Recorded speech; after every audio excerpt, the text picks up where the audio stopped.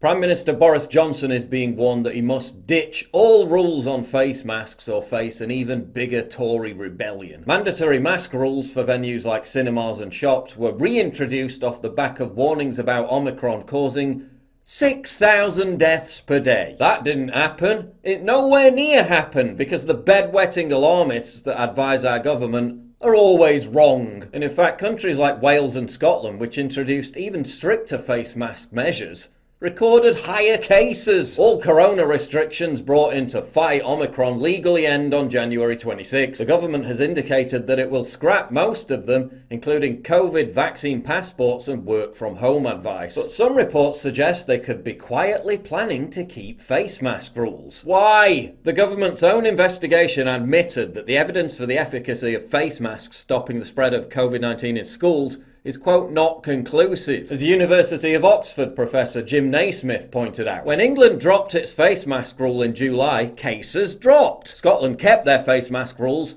and cases spiked higher. Unless he chooses to completely override the democratic process, Boris needs a new vote in Parliament to keep the face mask mandates. And although he can rely on Labour's ever-loyal opposition, he faces another humiliating three-figure backlash from Tory rebels. One senior Conservative MP warned that the government would be, quote, mad to pursue an extension of mask rules and predicted it would provoke a rebellion of more than 100 backbenchers. He added that keeping such rules in place would be doing the bidding of the same technocrats whose predictions on Omicron were massively inaccurate. Tory MP Bob Blackman, who sits on the 1922 committee executive, said, quote, I don't see any point in having rules that everyone is ignoring. He said that during a visit to a supermarket in his Harrow East constituency last week, half of the shoppers and none of the staff were wearing face coverings. The prevarication on mask rules is yet another indication that they're trying to keep face covering mandates in place on a rolling permanent basis, primarily as a psychological tool of population control to keep people in an anxiety-ridden state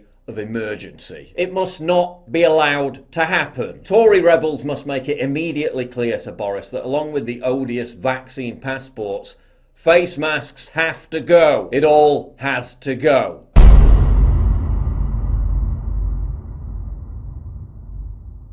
To get exclusive content, early access, behind the scenes stuff, and to personally interact with me, please sign up for my community at pauljosephwatson.locals.com.